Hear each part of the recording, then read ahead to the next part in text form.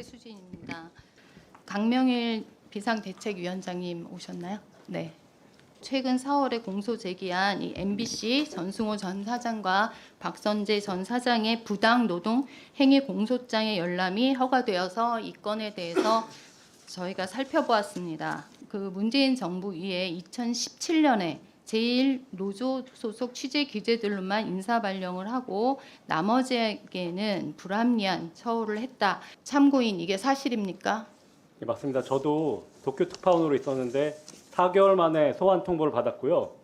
그 가족들과 다 같이 나가 있는 상황이었는데 그 뭐 가족들이 이제 친지들이라든지 학교에 다 얘기를 하고 이제 3년 동안은 이제 그 이별이다 이렇게 얘기를 하고 다 나왔고 다시 돌아갈 수 없는 상황이었는데 6개월 반 만에 저희가 이제 돌아왔고 그래서 2018년 3월에 돌아왔는데 그 과정에서 12명의 특파원 전원을 소환시켰기 때문에 그 2017년하고 2018년 사이에 가장 중요한 부분들이 있었는데 그게 이제 김정은 북미 대화였습니다. 이 부분에 대해서 저희가 그 전에 있는 특파원들은 김정은이라고 얘기를 했습니다. 왜냐하면 로켓이나 이런 미사일 부분들 계속 실험을 하고 핵실험을 했기 때문에 국제적인 왕따였지만 저희가 다 전원 12명이 다 소환된 이후에 그 보도의 취지는 그다음부터는 김정은 위원장이라고 다 얘기를 하는 거죠.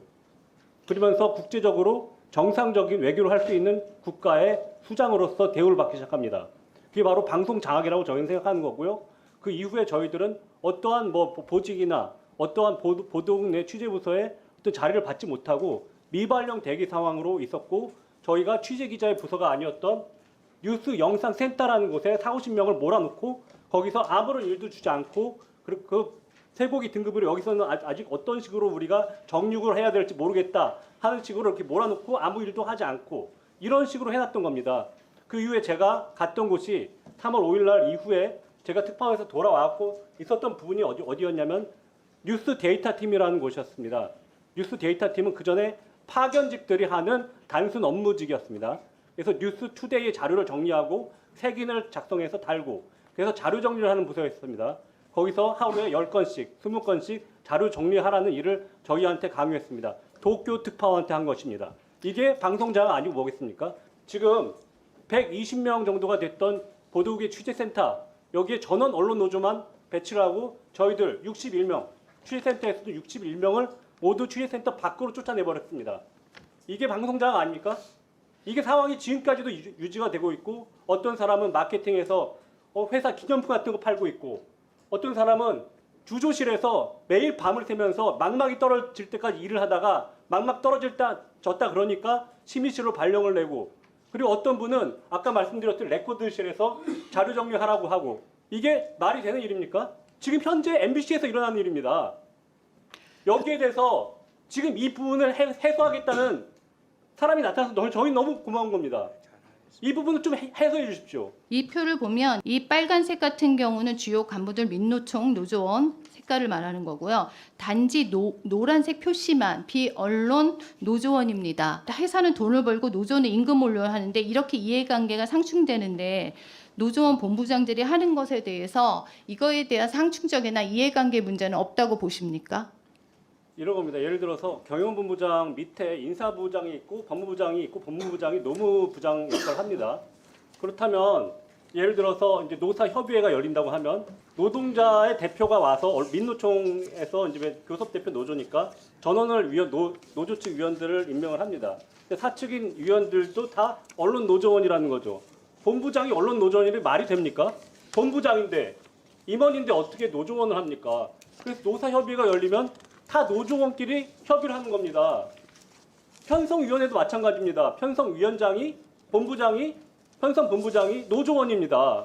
그래서 편성위원장이 본부장이 노조원으로 편성위원회에 들어가고 나머지 노조 측 위원들은 다 언론 노조에서 임명한 사람들이 되고 그럼 이게 바로 노영방송 아닙니까? 이해 충돌이 일어난다고 저는 생각합니다. 네, 국민의힘 박충근입니다. 오정환 MBC 제3노조 위원장님께 질의드리겠습니다. 위원장님 소개를 보면 전 보도본부장이라고 기재되어 있습니다. 그렇다면 지금 현 보직은 무엇입니까?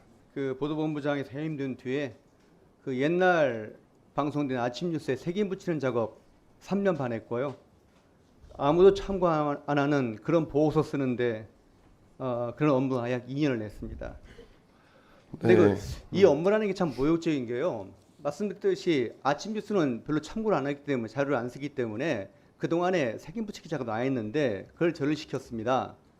그러다가 최승호 참고인이 이제 기소가 되니까 그 다음에 이제 안영준 사장이 저를 무슨 보고서를 쓰라고 그랬는데 참고를 안 한 것뿐만 아니라 이메일로 보냈는데 열어보지도 않은 경우가 많습니다. 아침에 찾아보니까 재작년 11월에 보낸 이메일, 작년 6월에 보낸 이메일 아직도 안 열어봤어요. 이런 일을 저한테 시켰습니다. 그런데 언론노조원들이요, 전에 자기들한테 그 신사업개발센터, 그다음에 월드와이드 팀에 보낸 걸 가지고 유배지다 그러면서 그 집회에 모여가지고 막 그 단체를 울고 그랬거든요. 그런데 새로운 사업 개발하는 업무, 그리고 그 세계로 다니면서 여행 다큐멘터리 만드는 업무가 그렇게 모욕적이고 그렇게 유배였다면 저한테 왜 그랬는지 좀 묻고 싶어요. 저한테 왜 그랬는지요. 네, 그렇게 억울한 일을 당하신 분들 중에 혹시 언론 노조에 속하신 분들이 있습니까? 없었습니다. 제가 하나는 없었습니다. 그러면 이러한 불공정하고 불합리한 업무 발령 조치는 언제부터 시작된 것입니까? 2018년 12월 8일 최승호 사장이 취임식을 연 다음부터 시작했다고 생각을 합니다. 그 아직도 저희 제3노조원들 그 제대로 업무에 복귀 못했고요. 특히 보도국 뉴스룸에서는 버조팀 정치팀에는 근처도 가지 못하고 있습니다. 그리고 이런 차별이 계속 누적이 되면서 MBC는 거의 조선시대와 같은 계급 사회로 돌아갔다고 생각을 합니다.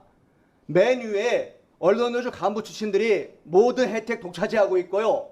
그 아래 파업 참여한 사람들 평민처럼 일하고 있고, 파업 불참자들 천민처럼 일하고 있고, 이거 뭐 그 저희들끼리 하는 얘기입니다만 저 같은 전 정권 때 그 간부 출신들은 천민 밑에 죄인이란 말을 하고 있습니다. 이게 공영방송 MBC의 현실입니다. 네, 많이 참담합니다. 그래서 작년 5월에 제3노조의 고발로 인해서 MBC 간부 중에 148명 중 132명이 민주노총 언론노조원으로 드러났습니다. 문제는 경영본부장, 인사팀장 등 노동조합법상 노조원이어서는 아니 되는 그런 회사 측 인사들도 상당수 포함되어 있었습니다. 위원장님, MBC 간부 중에 비언론노조원 출신은 모두 몇 명입니까? 현재 그 MBC 내의 보직 간부가 의원님 말씀하신 것처럼 한 140명 정도 되는 걸로 알고 있는데요. 그중에 저희 제3노조 조합원들 단 한 명도 없습니다. 보직 간부가 2명 저희 노조에 가입을 했는데 그 직후에 보직을 박탈당한 것으로 저는 기억을 하고 있습니다. 그러면은 민노총 언론노조는 되고 제3노조는 안 되는 이유가 뭡니까? 어제도 말씀드렸습니다만 언론노조가 MBC를 장악하는 수단은 두 가지입니다. 협조자들에 대한 보상, 그리고 그 반대자들에 대한 핍박을 통한 공포심 주장이죠. 보직자가 제3노조에 가입했을 경우에 보직 박탈을 시킨 거는 그 나머지 MBC 직원들한테 분명한 메시지를 전달하는 것이라고 저는 생각합니다. 한 가지 말씀드리고 싶은 것은 지금 MBC에서 벌어지고 있는 갈등은 MBC가 민주당 편이 되어야 하느냐, 국민의힘 편이 되어야 하느냐 이 문제가 아니라 언론이 불편부당, 중립, 진실, 정의, 객관 보도를 해야 하느냐, 아니면 특정 이념에 종사해야 하느냐, 그 선전도가 되어야 하느냐, 그 가치관의 싸움이라고 생각을 합니다. 거기까지 하시죠. 아니 제가 위원장이 너무 궁금해서 저기 잠깐만 지금 참고인께 한 가지 다 궁금하실 것 같아요. 참고인 천민입니까? 전 죄인이라고 부릅니다. 제 네, 후배들이요. 죄인입니까? 근데 그 죄인은 월급 안 받습니까? 월급을 받지요. 네, 받는데 월급 받는데 말씀드린 대략 잠깐만요. 대략적으로 월급 얼마 받습니까? 계략적으로 말씀해 보세요. 연봉 1억 넘습니까? 안 됩니까? 그것만 얘기해 주세요. MBC 월급 많습니다. 아니요, 본인. 지금 일하면 안 됩니다. 천민 월급이 갑자기 궁금할 것 같아요. 이걸 보시는 모든 분들이 MBC에서 천민이라고 말씀하시는 분은 월급을 안 받고 있나 보다 이렇게 생각하는데 위원장님, 저도 월급 안 받으시죠? 2017년에 유배지 같다고 울었던 언론 노조원들도 저보다 월급 더 받았을 겁니다. 예, 들어가시죠. 차별이라고 왜냐하면 말씀드렸습니다. 잠깐만요. 이 자리에서 천민이라고 표현을 하니까 경력 단절이고 승진도 저 누굽니까 지금? 저 3노조 강명일입니다. 나가세요. 자, 그 참고인 일어나세요. 나가세요. 나가시고요. 저런 사람이 있습니까 지금? 자, 나가시고 5분 후에 들어오세요. 나가세요. 도대체 저 참고인들이 저렇게 기가 산 이유가 뭡니까?